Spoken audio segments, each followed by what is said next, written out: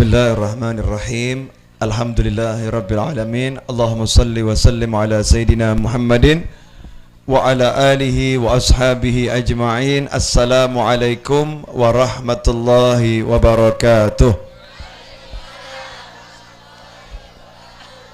Bapak-bapak, ibu-ibu dan seluruh hadirin yang dimuliakan Allah, alhamdulillah malam hari ini kita bisa hadir di majlis istighatsah ini dalam keadaan insyaallah semakin sehat dan semakin afiah.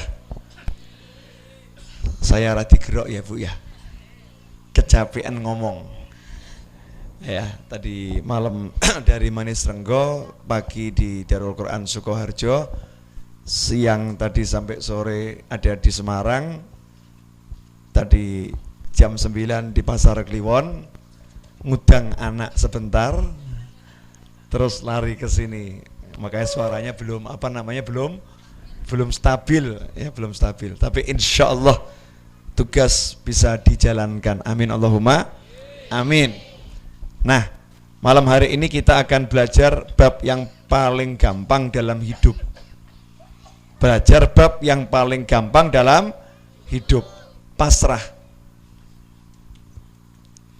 Pasrah itu gampang atau susah? Nanya saya, pasrah itu gampang atau susah? Gampang atau susah?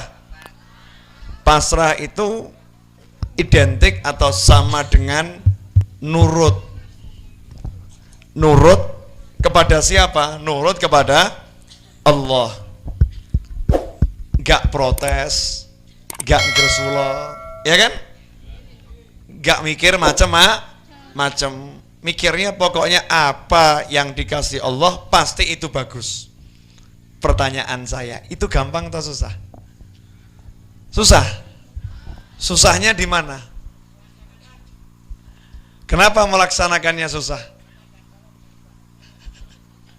Bu, kenapa pasrah kok susah? Kenapa? Coba lihat Nabi Ismail alaihi salam. Wahai anakku, aku bermimpi menyembelih dirimu, bagaimana pendapatmu wahai anak? Nabi Ismail pasrah. Monggo, silakan laksanakan. Iya, gak repot. Padahal itu mau disembelih. Pasrah. Kenapa pasrah itu jadi mudah? Dan kenapa pasrah itu jadi susah? Pasrah itu akan jadi susah buat orang yang tidak percaya kepada Allah. Pasrah itu akan jadi mudah buat orang yang percaya kepada Allah. Lah pertanyaan saya, jenengan percaya enggak sama Allah? Kok susah? Berarti kalau kita susah, percayanya percaya, tapi kenapa susah pasrah? Berarti tingkat percayanya masih tipis. Kira-kira sesuk iso mangan napa ora yo? Ini kan pertanyaan setan itu. Masa besok bisa makan apa ndak ditanyakan. Engko sore urip apa ora ya ora ngerti. Kalau siang kan begitu. Nanti sore hidup apa tidak enggak tahu. Kok bahas besok makan atau tidak. Pasrah saja. Hidup itu enak pasrah. Saya pernah dites sama seorang ulama, insya Allah seorang wali. Ngetes saya tuh begini. Novel, iya. Mau panjang umur atau pendek umur? Ya panjang, saya bilang gitu. Kalau mau panjang umur, jam kamu berikan kepada saya. Ini jam hadiah perkawinan dari temennya adik saya, nyelengi, dapat uang berapa, belikan jam gak mahal, murah. Tapi itu hasil dia menabung ya. Kemudian dihadiahkan untuk perkawinan saya. Saya copot, monggo, bisa dipakai. Yang palsu pendek umurmu. Kira-kira pusing nggak Bu? Pusing. Ini model wali yang majdub gitu. Kalau palsu pendek umurmu. Saya bilang, loh enggak, ini nggak palsu, ini asli. Asli tapi memang mereknya merek yang begitu. Biasa-biasa saja. Digoda lagi, pendek umur, dawa umur. Pendek umur, dawa umur. Kan seperti itu. Terakhir saya mau pulang dipanggil, udah dulu makan sama saya dulu di sini. Nah waktu makan saya dikasih ilmu lah. Itulah manfaatnya kumpul ulama. Tak kasih tahu ya. Ora usah rut umur pendek umur. Pasrah wae. Arep mati saiki ya wis, mati sesuk ya wis, ngono wae kok repot. Urip ki tinggal ngelakoni urip. Orang hidup tinggal menjalani hidup. Lah kenapa dibuat pusing dengan pikiran kita sendiri? Lah yang buat kita gak enak, buat jadi sumpek, buat jadi susah, itu gara-gara apa? Gara-gara mikir sendiri, dan mikirnya mesti kan dicandai dewe. Betul atau betul? Engko yang ngene-ngene dadine ngene, yang ngene-ngene dadine ngene, yang ngono engko ngono. Betul? Pertanyaan saya, lah candaannya jenengan tuh sering salah atau sering bener? Sering salah, lah kok nyandai terus? Ya kan capek. Jadi lebih enak gimana? Enaknya pasrah. Nah, pasrah itu contoh. Mau pergi dari rumah, doanya apa? Bismillahirrahmanirrahim. Bismillahirrahmanirrahim. 'Alallah. La haula wala quwata illa billah. Bismillah, aku pasrah kepada Allah. Saya enggak punya kekuatan, saya enggak punya daya kecuali dengan pertolongan Allah. La haula wala quwata illa billah. Jadi keluar dari rumah pertama kali pasrah. Nah, pasrah itu apa? Yakin jenengan saya siapapun tidak bisa berbuat apa-apa tanpa izinnya Allah. Anggota TNI, anggota polisi, Polri ya, kemudian masyarakat siapapun kalau nggak punya ilmu pasrah medeni. Menakutkan. Contoh boleh ngasih contoh? Bu, jenengan ditinggal suami 3 bulan, pasrah mboten?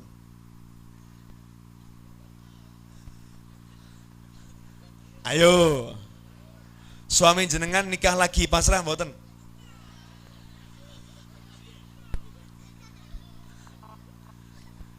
Saya uji dengan pertanyaan yang paling gampang kan? Jawabannya mesti boten. Pertanyaan gitu. Kalau sampai suaminya nikah lagi, itu takdir napa takdir? Apes. Itu nasib atau nasib? Nasib. Terus mau ngapa? Ngeyel, nesu, ngamuk. Iya. Kemudian apa? Mutung. Terus apa? Pengadilan agama. Kemudian apa? Cerai. Bareng apa? Nikah meneh. Ketanggor duwe bojo wis 3 ora ngerti tambahan.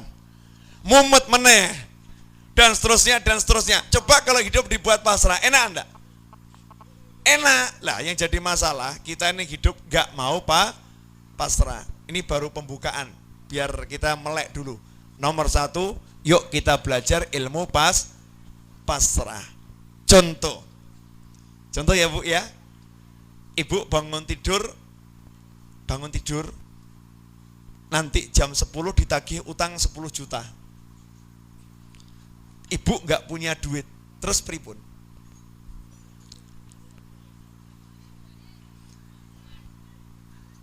Pilih mana? Pilih mikir mumet napa pasrah? Yang nagih dateng pilih delik napa ngedepi?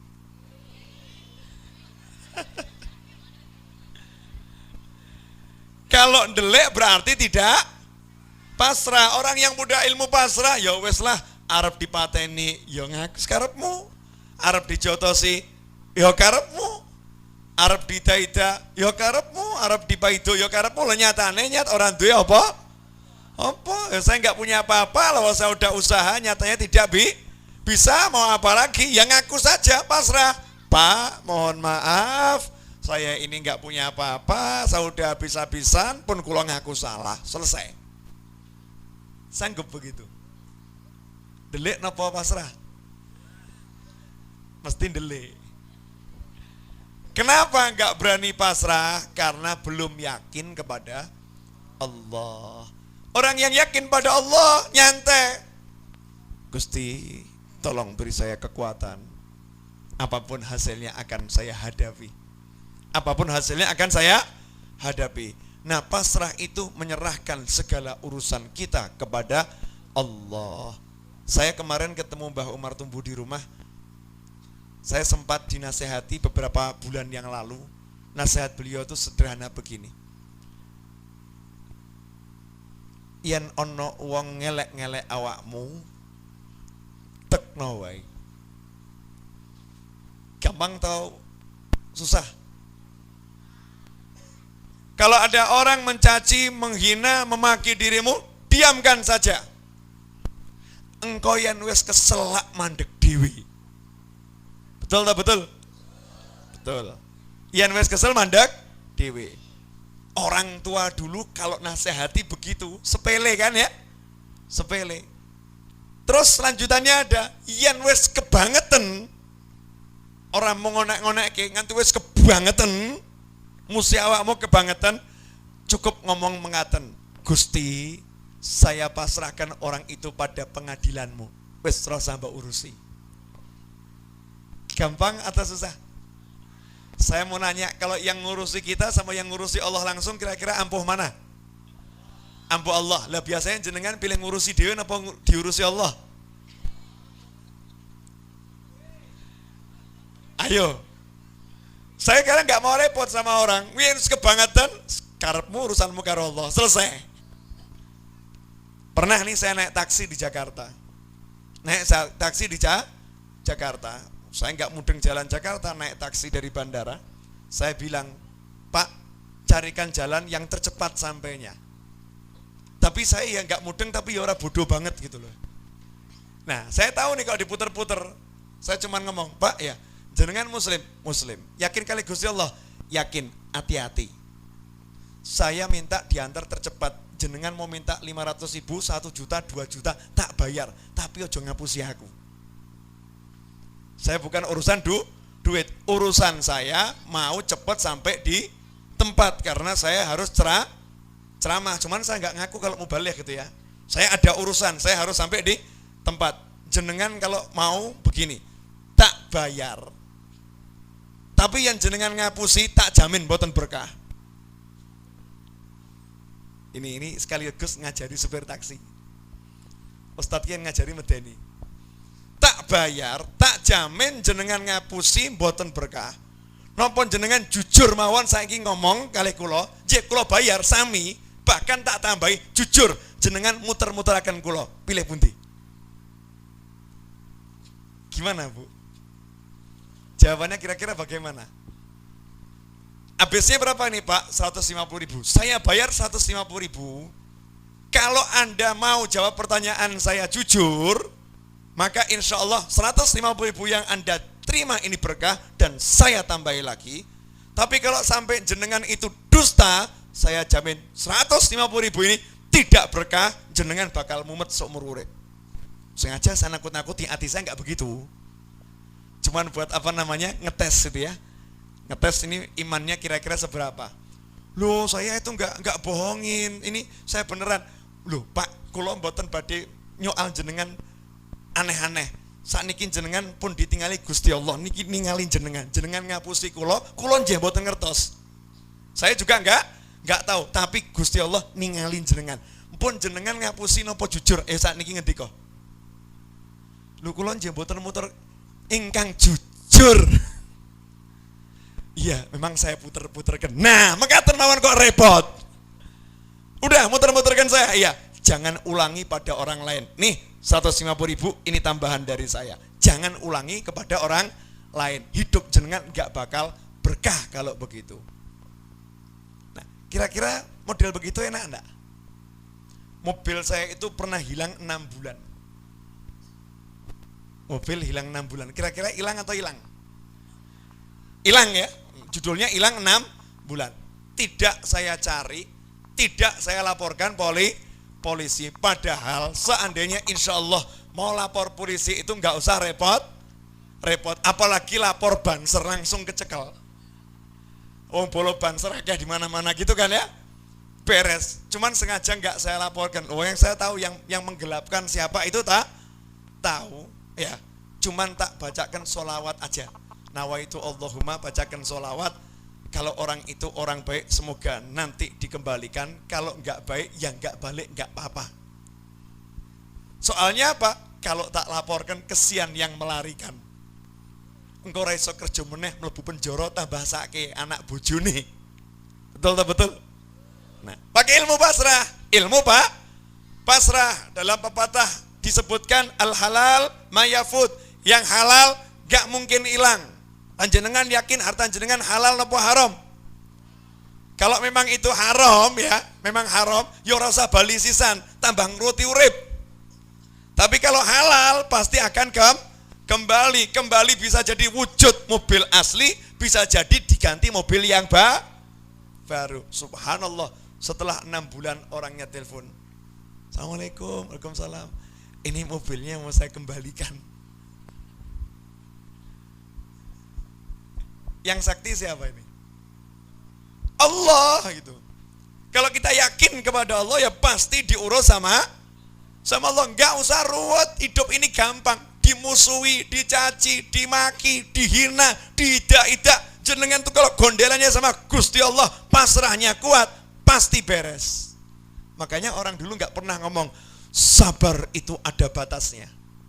Pernah enggak orang tua dulu ngomong begitu? Enggak pernah kan? Mesti ngomongnya begini, "Duk, sing sabar, wong sabar rezekine jembar." Betul tak betul? Yang ngajari sabar itu ada batasnya siapa?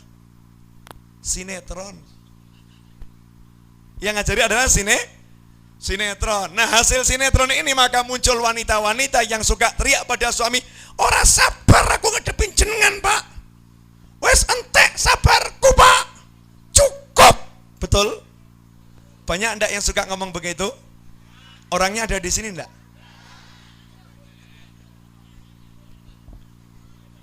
Bu. Dah, itu bab yang pertama, bab pasrah. Serahkan urusan semua kepada Allah. Nanti mesti enak, enggak ruwet. Hati ini enggak ruwet. Apapun yang buat ruwetnya hati itu berarti ngerusak hidup. Lah kok hidup mau dibuat ruwet kenapa? Eman-eman toh. Pilih mana? Makan tempe enggak pikiran atau makan tempe sambil mikir macam-macam? Kalau makan tempe enggak punya pikiran macam-macam kan mesti enak tuh makannya. Tapi kalau makan tempe mikiri ki motor nang ngarep kira-kira ana sing maling apa ora gitu. Iki engko mah ana sing mlebu apa ora, engko yang dimaling piye bla bla bla dan seterusnya dan seterusnya. Kira-kira bisa tenang ndak hidupnya? Ndak tenang toh? Tugas jenengan, tugas saya motor dikunci, lemari kunci, pintu ditutup. Setelah itu ora usah dipikiri. Kalau dipikiri nanti hidupnya mumet di mana-mana mikir yang enggak penting. Dunia itu penting atau enggak penting? Blas enggak penting. Mau saya kasih tahu dunia itu seperti apa? Yang saya cari, ibu cari, bapak cari, kita cari, dicari umat manusia. Dunia itu seperti apa mau tahu? Kelihatannya enak, pelem. Pelem itu enak atau enggak enak? Enak kan? Enaknya pelem itu di mana? Rasanya. Coba kalau pelem dipatakkan enak enggak? Enggak enak kan? Pelem plek enak. Enggak enak. Duren enaknya di mana? Di rasanya. Kalau ketiban duren enak enggak? Enggak enak. Jadi duren itu enak cuman dirasa. Lah rasa itu seberapa toh? Cuman di lidah.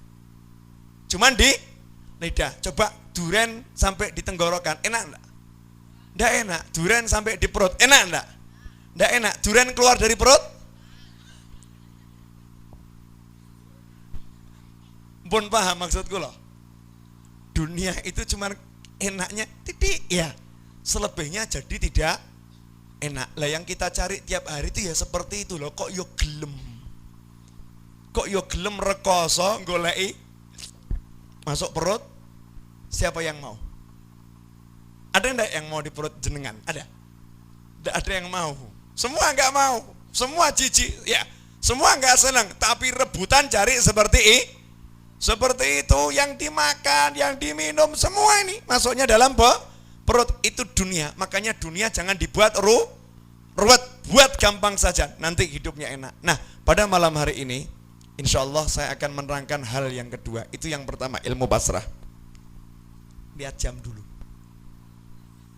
Ya, kita berhenti jam 11 nanti ya. Insya Allah, ini jam 10 lewat seperempat, betul? Atau 10 lewat 20? Kok bisa ada uang di sini? Pasrah ya. Kok tiba-tiba ada uang di sini, Bu? Aneh kan? Oh tadi saya ngerogoh nggak ada kok. Jam 11 kurang seperempat. Kok cepet men? Mau berhenti jam berapa? Saya ini udah pasrah, saya udah ngaku kalau saya kurang sehat. Saya mau cerita dikit ya. Tadi malam tuh saya di Manis Renggo sampai rumah jam 3 malam. Sampai rumah jam 3 pagi, jam 3 pagi sampai rumah. Kemudian jam setengah 7 sudah berangkat ke Darul Quran Sukoharjo. Di sana ceramah sampai jam setengah 9, langsung berangkat ke Semarang. Di Semarang sampai jam 4 sore, terus pulang ke Solo. Sampai di Solo jam 9, ya, belum sempat istirahat, ngurusi susunya anak habis. Ya kan? Anak lapar, masakannya juga sudah habis. Jadi beli gudeg.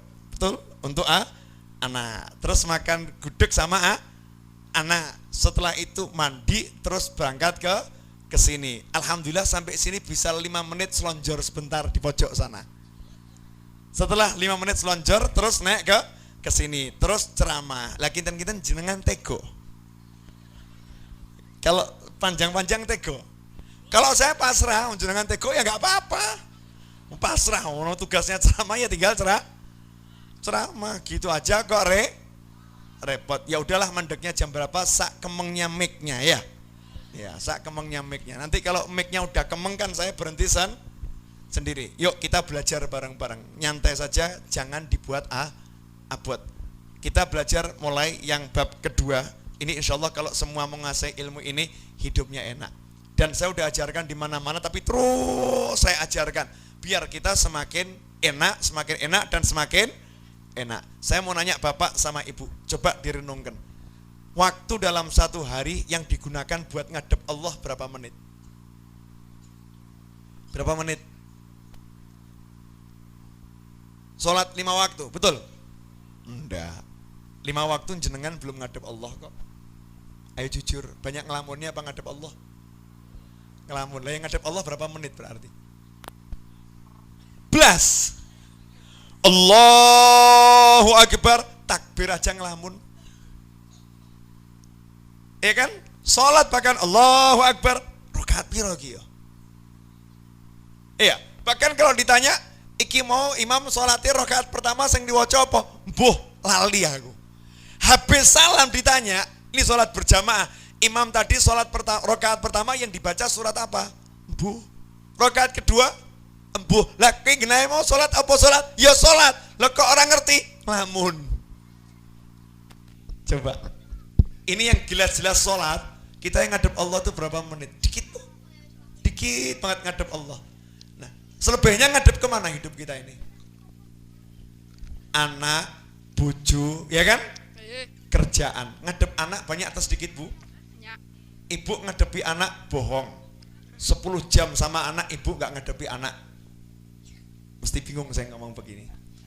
10 jam sama anak, ibu gak ngadepi anak. Yang diadepi adalah nafsu ibu sendiri. Anak kurang diurus, makanya kalau anak gak sesuai nafsu, anak mesti dibentak-bentak. Rewel, ojo ke mumet mbokmu, orang nurut dikandani, bla bla bla bla. Betul atau betul. Berarti ngedepi anak atau anak yang disuruh ngedepi ibunya? Kita ngadepi anak atau anak yang disuruh ngadepi kita? Kenyataannya anak yang disuruh ngadepi kita. Lah kita ngadepi anak kapan? Lain dengan Nabi Muhammad SAW, Kanjeng Nabi. Itu sama cucunya, beliau duduk berangkang, cucunya suruh naik, yuk naik punggung saya. Beliau betul-betul ngadepi cucunya, memberikan hadiah untuk cucunya, lari-lari bersama cucunya. Demikian Rasulullah SAW. Lah kalau kita mana sekarang ibu yang mau berangkang buat anaknya? Kesel lah, ibumu kesel. Ya udah capek loh. Sekarang aja ngapunten ngasih asi sambil main SMS.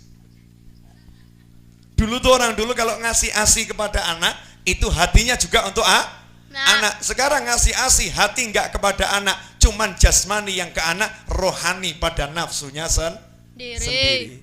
Ini benar atau enggak? Benar kan ya? Kenyataan kan?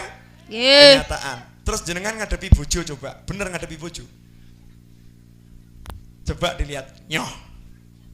Ya Pak ya. Mangan nyoh, ya kan? Teh juga nyoh, kopi nyoh, kuwi yang digawe ki. Kalau enggak gawe yo Dewe. Yang banyak yang mana? Gawe dewe apa digawe ki? Ya dewe. Loh, yang di belakang aja anak-anak paham. Pengalaman di rumah ini. Nah, Ngadepi bojo kurang. Yang banyak kita ini hidup ngadepi nafsu kita diri. sendiri. Nah, kalau udah hidupnya begitu, kira-kira nanti kalau mati gimana ya? Nyebut dewe. Dituntun nggak bisa mau ngucap juga susah. Nah. Kenapa? Karena terlampau sibuk ngurus nafsunya Diri. terlampau sibuk. Makanya diajak istiqomah ini kan diajari zikir kan, diajari Kir. zikir. Nah coba sekarang dibalik, hidup hanya untuk Allah. Contoh, pagi-pagi suami merengut, enak atau enggak enak? Enak. Enggak enak kan? Enggak. Enggak enak, soalnya jenengan nyawang bojo merengut. Betul? Betul. Enggak enak toh? Enggak enak. Mau hidup nyawang bojo merengut enak atau mau hidup nyawang bojo merengut enggak enak? Enggak enak. Loh, kenyataannya merengut enggak mesem kok. Ini merengut. Merengut ini bisa jadi enak buat kita, merengut ini bisa jadi enggak enak buat kita. Bagaimana caranya? Suami merengut tapi jadinya enak. Suami merengut, hatinya langsung connect ke Allah. Ting. Gusti, ya Rabbi, suamiku cemberut. Aku akan membuatnya tersenyum untukmu ya Allah.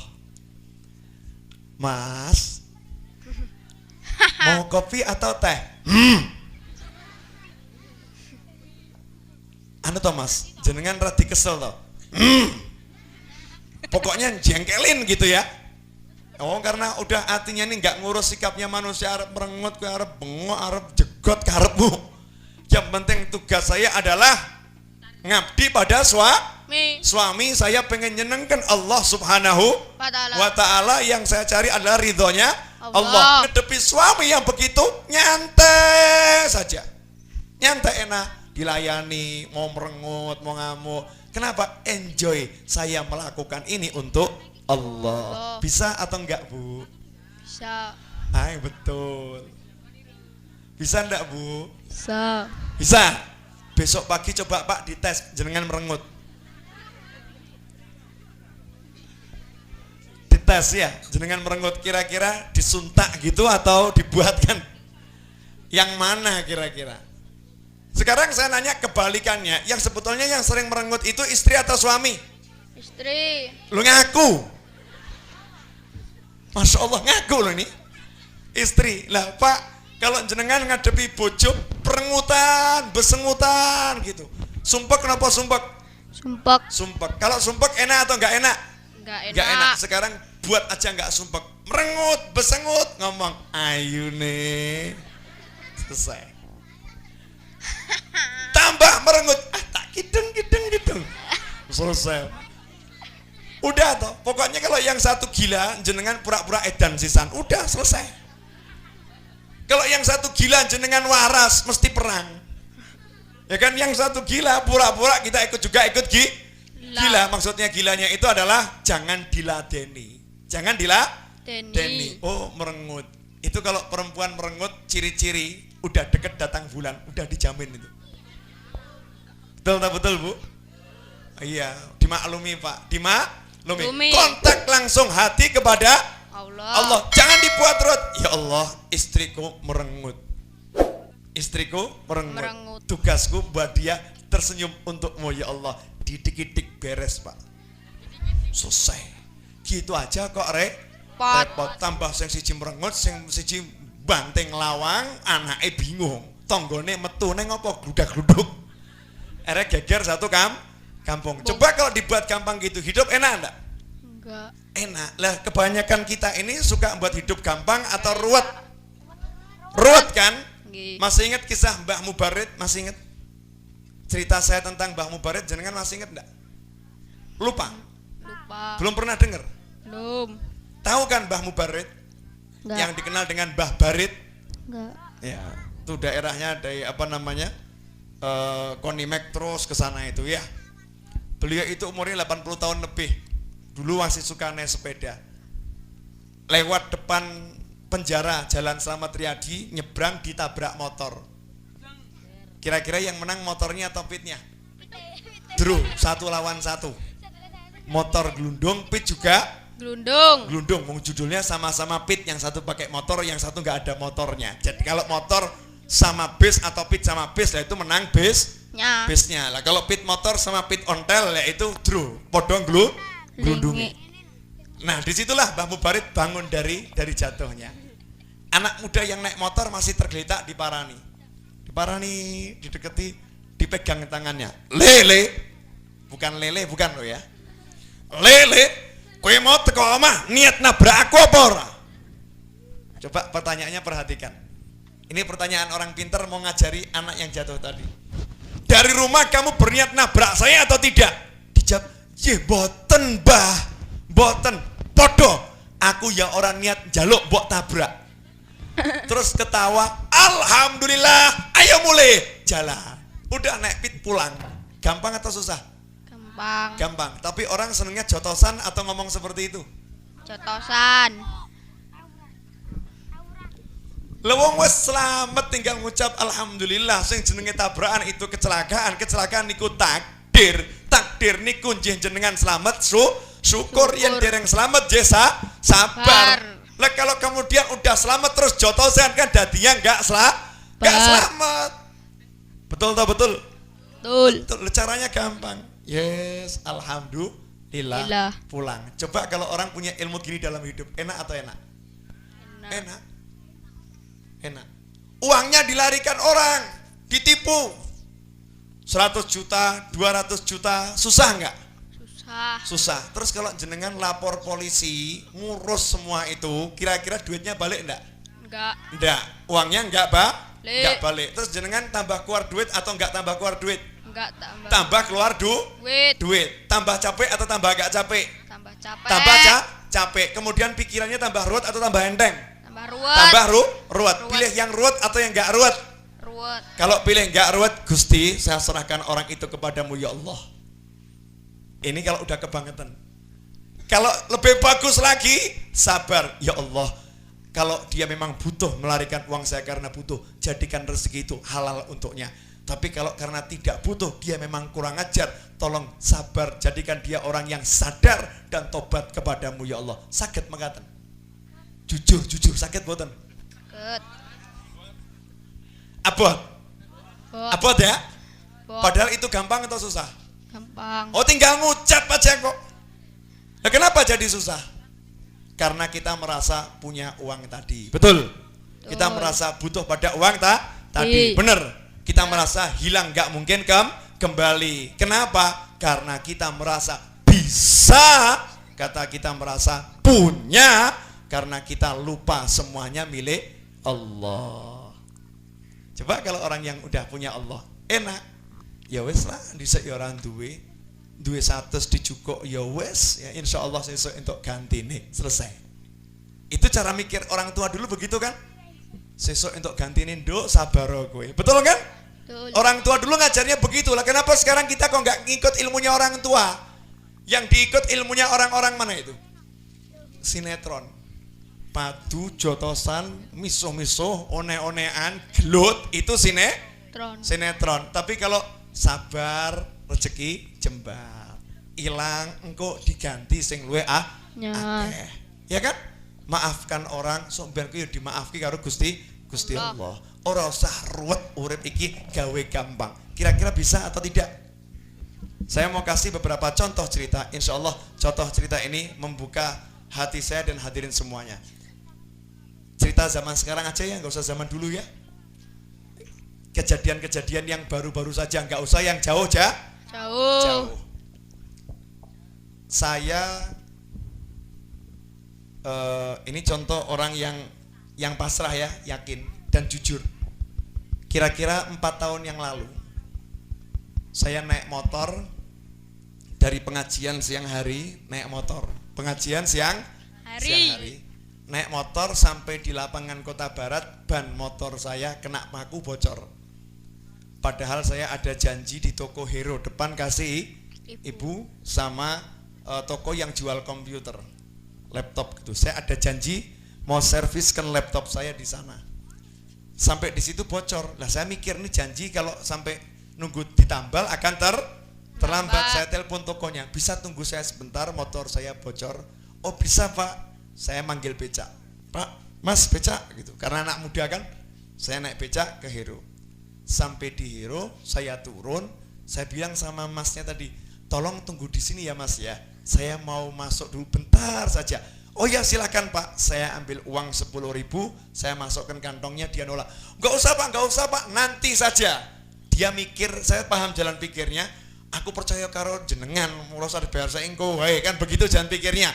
Nah saya mikirnya juga begini, bukan masalah jenengan percaya sama saya atau tidak. Nah, saya diajarkan sebelum keringatnya kering bayarlah dulu. Saya paksa masuk, dia keluarkan, uncalkan saya lagi. Saya ambil, saya masukkan lagi, dikeluarkan, uncalkan lagi. Akhirnya saya ambil, saya blesekan, saya lari. Ini dua-duanya sing numpak ya wong aneh, sing duwe becak ya wong aneh. Dua orang aneh ketemu nih. Judulnya begitu. Let 10 menit saya keluar, masih ada kan Mas becak tadi, saya naik ke tempat tambal ban. Sampai di situ saya nanya, berapa Pak becaknya dari sini ke sana, sana ke sini? Ya, bukan, saya ngomong, Pak sudah uang tadi ambil 10.000 itu untuk becaknya. Dia nolak, mohon maaf Pak, saya tidak mau terima. Loh kenapa? Kemahalan. Loh kok kemahalan bagaimana? Loh tarifnya dari Kota Barat sampai ke Hero Kasibu balik ke sini tuh cuma 5.000, jenengan bayar saya 10.000, kaken moh aku. Masih ada enggak? Orang supir becak anak muda begitu masih ada enggak? Enggak ada kan? Pak. Saya ngomong, loh enggak apa-apa, saya ikhlas, saya pengen ngasih jenengan 10.000. Saya tidak mau, pokoknya harus bayarnya 5.000, enggak 10.000. Oh ini ketanggor uang orang seperti ini ya rodok mumet saya Bu. Ya kan? Akhirnya saya jawab begini, ya udah begini, saya bayar 5.000. Saya paham ini berarti Mas becaknya ini belajar ilmu agama, kemudian pengen meraktekkan warok. Jadi yang ngomong apa adanya, yang jujur. Makanya saya jawab begini, saya bayar 5.000, susuknya hadiah dari saya PN. Kalau begitu saya mau. Padha wae jane yo. Tapi kok yo jlimet ruwet. Nah, tapi di sini saya belajar sesuatu. Apa itu? Yang namanya orang becak itu kan butuh ya butuh. Dikasih 10.000 itu dia masih sempat ngomong tarifnya cuma 5.000 Pak. Jujur seperti ini, yakin pasrah zaman sekarang masih ada atau langka? Langka kan? Langka. Nah kebanyakan orang jual beli bahkan takut kalau nggak laku. Oh ini barangnya masih mulus padahal wis ndlosor ping 3. Betul. Oh ini masih mulus, mesinnya masih bagus, padahal dengi bar dilebokke bengkel. Ya, wih dia kempling, padahal wis macam-macam gitu kan. Ini karena apa? Takut nggak laku. Yang kedua, Pak D saya almarhum. Ini lebih lucu lagi. Ini cerita-cerita orang yang punya tingkat pasrah tinggi ya, tingkat pasrah tinggi. Pak D saya itu dulu jual beli barang antik. Ya, bakul beliau. Datang satu orang pagi-pagi nawarkan bokor. Bokor itu kan dari Kuningan tuh ya. Nah, ngomong begini, namanya Husin Pak D saya. Pak Husin, ini saya punya bokor. Mau dijual berapa?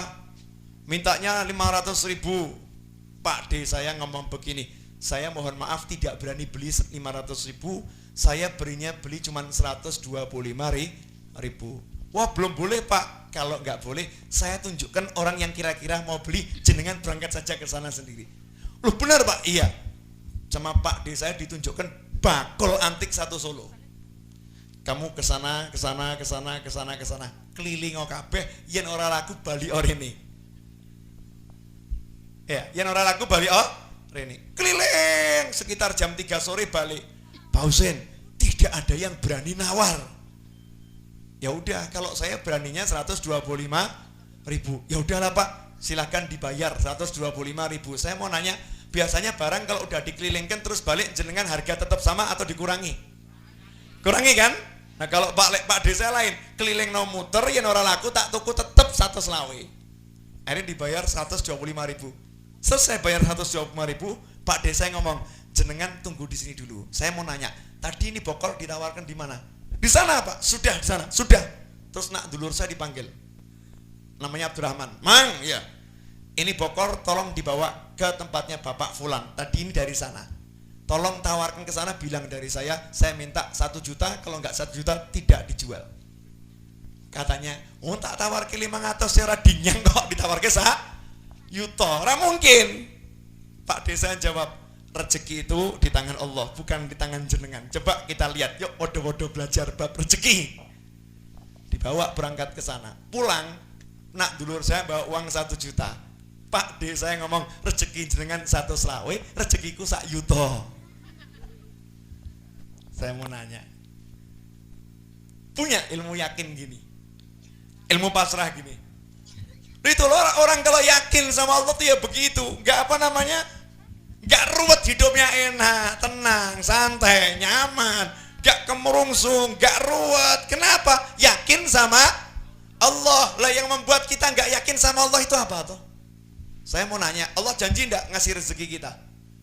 Janji. Allah janji enggak menyelesaikan masalah kita? Janji. Mana janjinya? Wa may yattaqillaha yaj'al lahu makhrajan wa yarzuqhu min haitsu la yahtasib.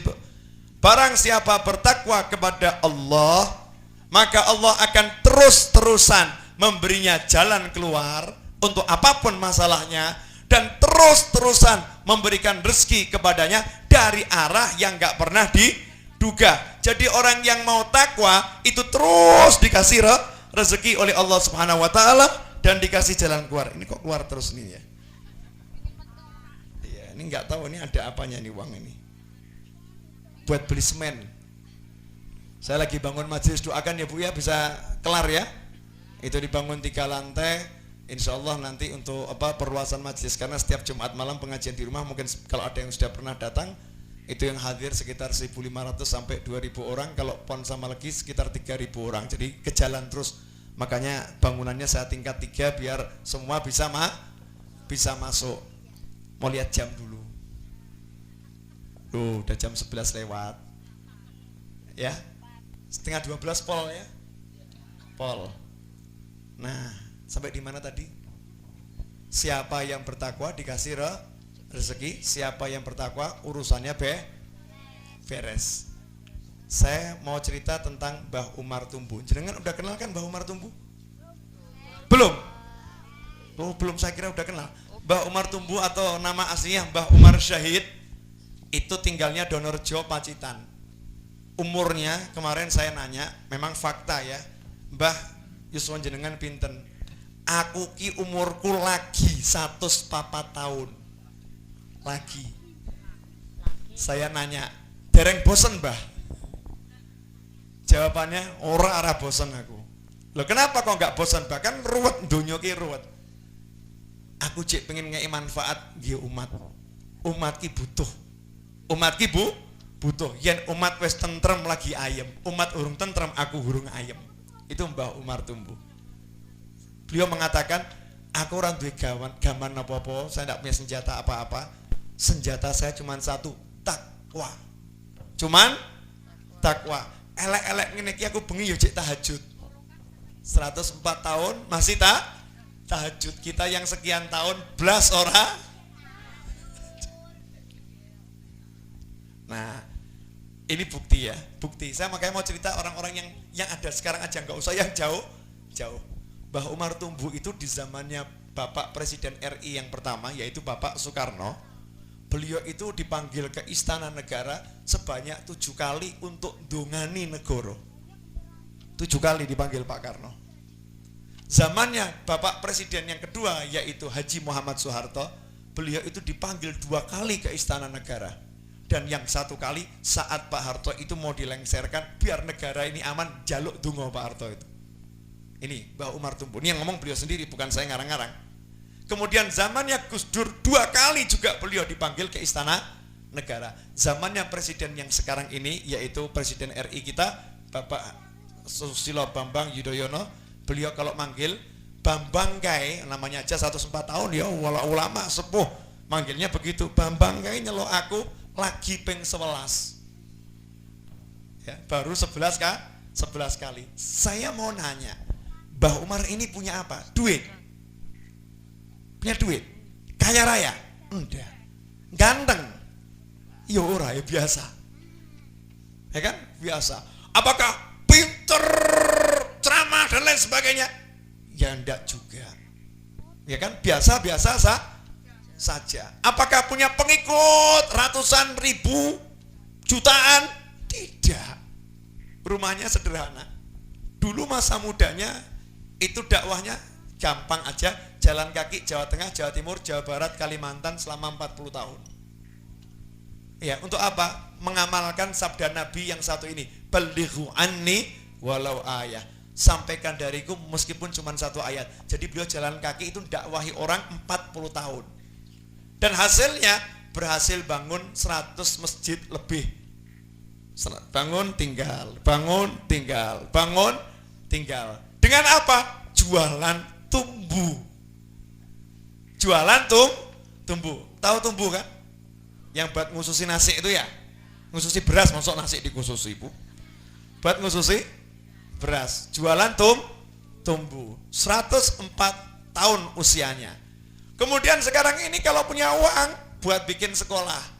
Dan hebatnya bangun sekolah, sekolahnya bukan milik yayasan. Begitu jadi sekolah diserahkan kepada negara, dijadikan sekolah negeri. Langka tuh. Biasanya orang kalau bangun sekolah buat siapa? Sendiri, yayasannya sendiri. Beliau enggak, buat negara. Dados sugih pundi? Negaranipun napa Mbah Umar? Mbah Umar. Dia sumbangkan itu untuk negara. Loh, bagaimana ini petinggi-petinggi negara, pejabat-pejabat negara, presiden-presiden di negara ini dari zaman ke zaman kok dibuat nunduk, marani, jaluk tulung, sendika dawuh, nurut sama Mbah Umar tadi. Kenapa? Apa Mbah Umar itu punya tentara yang banyak? Enggak. Karena satu alasan, Mbah Umar punya Allah. Punya Allah. Begitu beliau punya Allah, Allah bilang sama siapapun, itu hambaku, butuh karo aku, moro-rono kowe. Semua dibuat moro, semua dibuat tunduk. Siapapun orangnya, sekereng apapun, ayo dingklo, yo dingklo. Kenapa? Karena dia taat kepada Allah, nurut kepada Allah. Maka semua yang di muka bumi dibuat nurut. Ya dibuat nurut. Kemana-mana jalan kaki nggak pakai sandal ya nggak repot. Beliau nggak pakai sandal begitu ya jalan. 104 tahun itu asal digandeng jalan ya masih kuat. Ya jalan ya masih kuat. Tadi teman saya sandalnya jebol gitu ya. Waktu pergi sama saya habis pengajian mau makan, cari tempat yang dekat ada di mall gitu, jalan.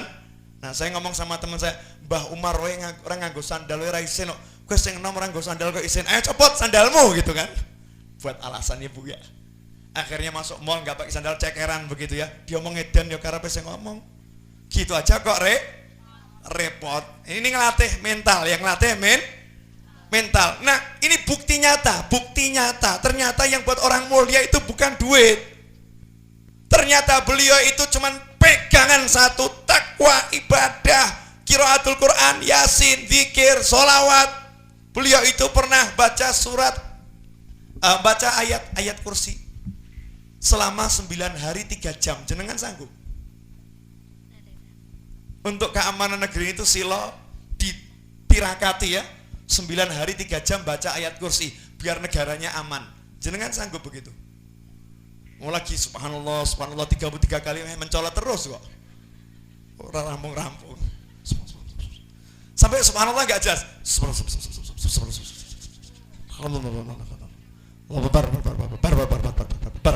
Kurungnya cuma bubar.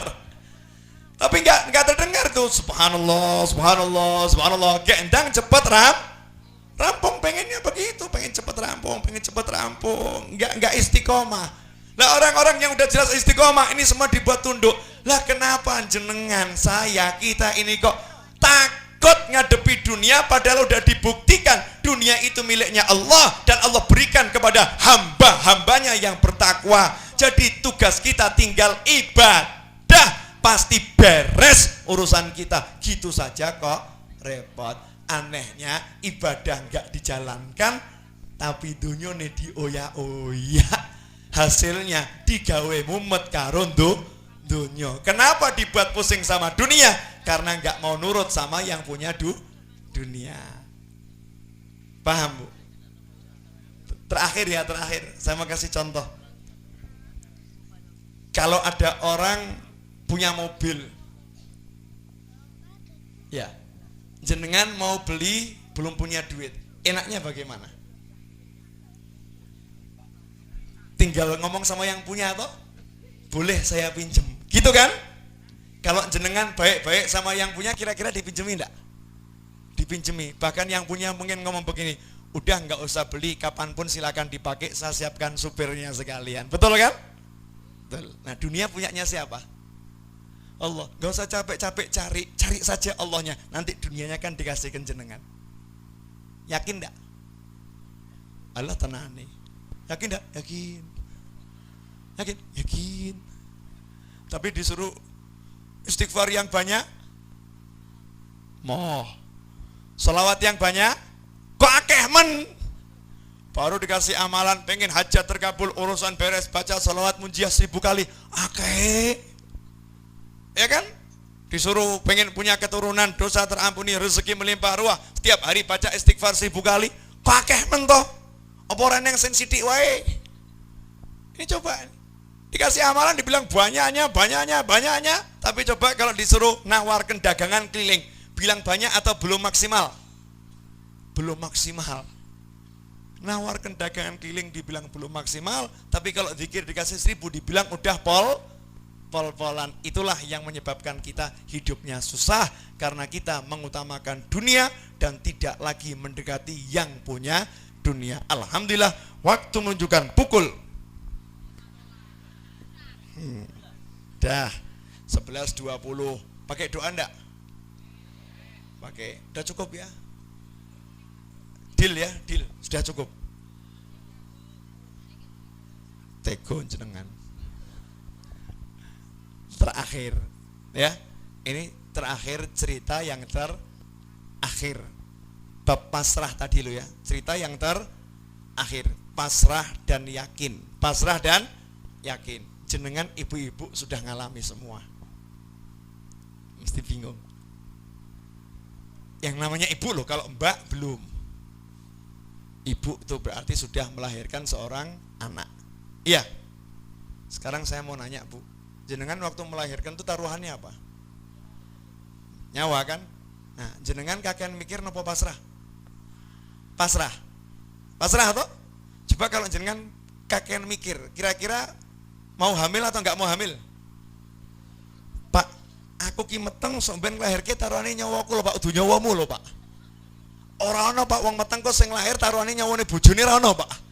Sing dipertaruhke ki nyawaku wis ora, tak pikir-pikir aku ora gelem mati Pak. Resikone mati Pak. Ya engko yen bayine lahir selamat ya aku mati piye Pak? Gara-gara awakmu lho Pak. Wis ora Pak, wis adil-adil serah duwe anak ora apa-apa. Coba kalau ibu mikir begitu, punya anak enggak akhirnya? Enggak punya anak, betul? Kemudian saya mau nanya, yang namanya orang hamil itu enak atau enggak enak? Enggak enak atau? Kok mau? Kadung pasrah ya. Yang namanya hamil perut jadi besar, bukan cuman perut yang besar, pipi juga jadi besar, bukan cuman pipi yang besar, bibir jadi dumble. Ya kan, jadi mekar semua kan? Jadi mekar. Kemudian indera penciuman, Masya Allah, bojo 500 meter bisa kecium. Bojoku teko, weh, ada. Itu buliknya istri saya itu pernah ngidamnya nggak bisa mencium aroma suaminya. Jadi kalau suaminya itu di luar rumah datang dari kerja, walaupun pintu rumah ditutup rapat, dia ada di belakang jarak 200 meter ya. Di tengah hiruk pikuk ramenya kota, itu di dalam rumah 200 meter di belakang muntah-muntah. Bojoku teko. Tahu, repot enggak itu? Repot enggak? Semoga jenengan nggak ngalami yang seperti itu. Kalau diwalik bagaimana? Ada istri yang hamil yang ngidam suaminya nggak bisa deket sama istrinya. Nyedak ibu bojone, suaminya muntah-muntah. Repot mboten, Pak? Ini ada yang begitu tapi longgo. Kebanyakan yang nggak enak kan dari ibu. Tapi dijalani enggak? Dijalani kan? Jalaninya banyak mikir atau pasrah? Pasrah. Waktu mau melahirkan di ruang bersalin. Coba kalau jenengan nggak pasrah, kira-kira berani melahirkan atau mandek? Suraki aku menggeng-menggeng ngeden gini ki loro. Saya ngerti loh Bu, rasanya ngeden tuh ngerti saya. Mau saya ngedepi kok. Ya kan? Udah wajah jadi seperti apa gitu kan, keringet cak gotri-gotri gitu kan. Masya Allah. Taruhannya apa itu? Nyawa. Jenengan pasrah enggak? Pasrah. Nah ketika jenengan mau pasrah, coba hasilnya apa? Betul? Nah begitu dengar hati jenengan seneng atau sedih? Seneng. Puas atau enggak puas? Puas. Dibuat gampang atau susah?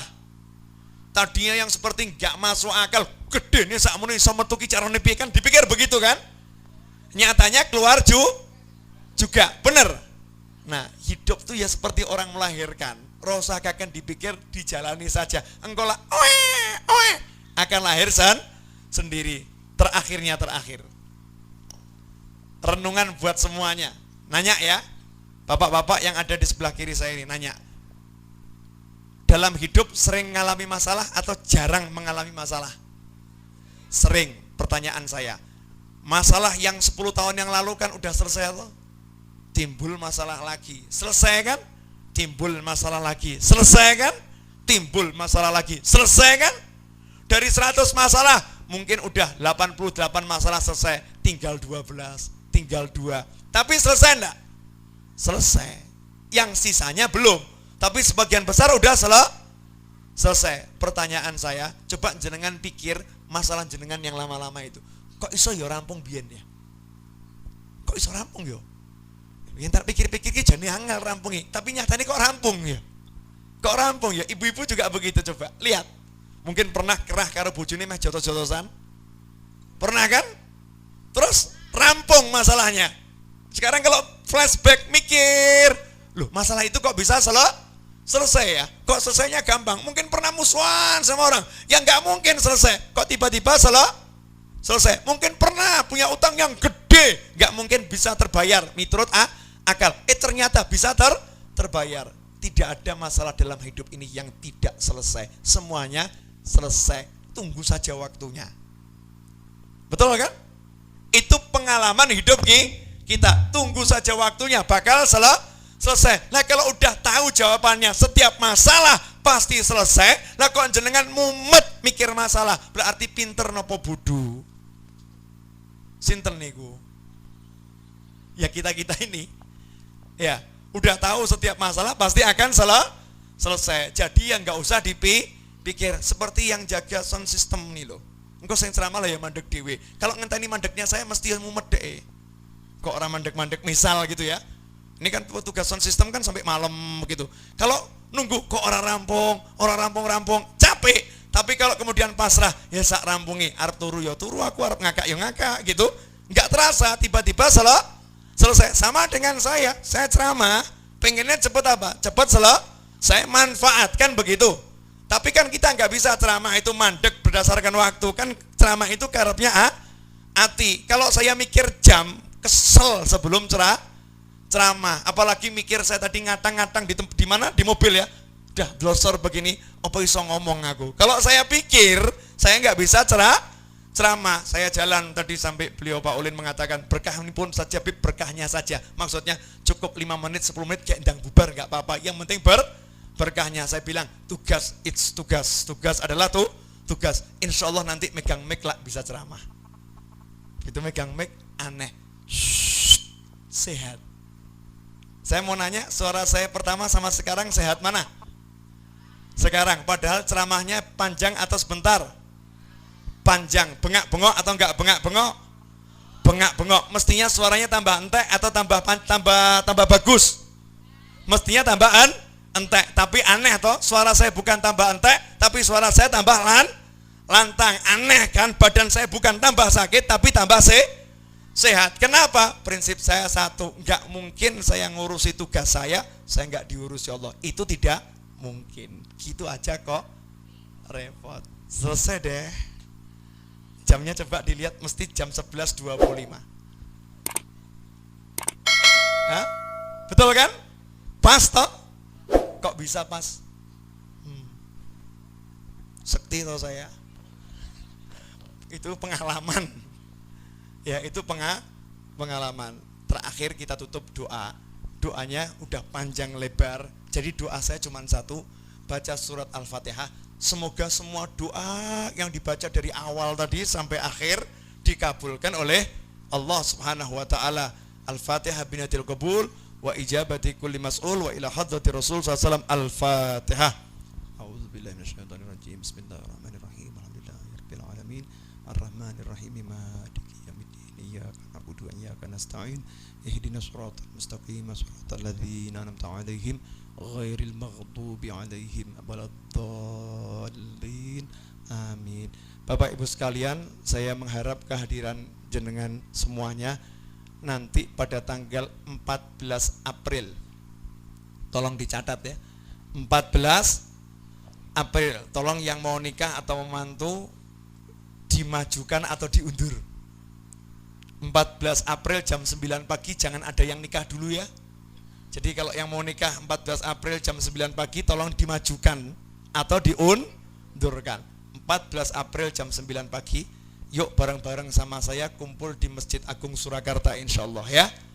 14 April jam 9 pagi. Saya membuat majelis istiqomah di sana insyaallah setiap 3 bulan sekali, pengen ngumpulkan ahlus sunnah wal jamaah sesolo raya biar sampai nantinya itu kebak sampai alun itu cita-cita saya. Kalau nanti sudah aswaja bisa kumpul ngebai alun-alun Surakarta 3 bulan sekali, maka insya Allah yang gak doyan istighothah itu akan pergi dengan sendirinya. Yang gak suka ajaran-ajaran para wali akan pergi dengan sendirinya. Kenapa? Karena orang-orang yang akidahnya suka tahlilan, sholawatan, yasinan udah jalan bareng bersama bergandengan tangan bersatu, insya Allah akan semakin kuat dan semakin santun negeri ini. Setuju? 14 April saya minta jenengan satu orang cari teman 8 yang lain. Jangan berangkat sendiri-sendiri, cari teman 8. Satu ngajak 8, satu ngajak 8, satu ngajak 8. Target saya minimal harus terkumpul 24.000 orang. Ya, yang 3 bulan yang lalu baru 12.000, berarti tinggal kali 2. Gampang. Saya udah ngomong 3 bulan yang lalu, jenengan saya kasih waktu 3 bulan, masing-masing cari teman satu. Berarti insya Allah kan bulan nanti April tercapai angka 24.000 insya Allah. Tergantung jenengan semangat gak kira-kira memakmurkan aswaja. Semangat gak Bu? Semangat kan? Deket kan, cuman Masjid Agung Surakarta, sekaligus jalan-jalan ke Klewer kan deket. Ya mau belanja ke Klewer, udah tanggal 14 di Bunderi, shopping to Klewer. Ya kan, belanja ke Klewer atau ke Beteng atau ke PGS, tapi kita ngaji dulu. Kemudian bagi yang berminat untuk baca buku-buku saya buat buku banyak, di antaranya Akhlak Nabi. Akhlak Nabi itu menjelaskan tentang bagaimana kehidupan Nabi Muhammad SAW. Buku itu harganya 40.000, khusus di akhir-akhir ini. Ya, saya kasih diskon besar-besaran. Bapak Ibu yang mau beli harganya cukup 10.000 saja. Tebal buku 150 halaman, kertasnya bagus ya. Cetakannya bagus, cukup bayar 10.000 saja. Mahal atau murah? Modalnya udah hampir 10.000. Itu modal belum semuanya. Cetaknya saja harganya udah hampir 10.000. Ini artinya saya pengen mengambil modal kembali untuk pembangunan majelis, cuman untuk itu saja. Siapa yang berminat nanti bisa beli di depan pintu gerbang sana insyaallah. Demikian, saya mohon maaf. Mari kita baca sholawat 10 kali boleh? Buat nutup majelisnya. Tadi kan udah Fatihahnya ya, sekarang sholawat 10 kali. Bunyinya cuman begini saja. Sallallahu ala Muhammad, sallallahu alaihi wasallam. Mari bersama-sama. Sallallahu ala Muhammad, sallallahu alaihi wasallam, sallallahu ala Muhammad, sallallahu alaihi wasallam, sallallahu ala Muhammad, sallallahu alaihi wasallam, sallallahu ala Muhammad, sallallahu alaihi wasallam, sallallahu ala Muhammad, sallallahu alaihi wasallam, sallallahu ala Muhammad, sallallahu alaihi wasallam, sallallahu ala Muhammad, sallallahu alaihi wasallam, sallallahu ala Muhammad, sallallahu alaihi wasallam,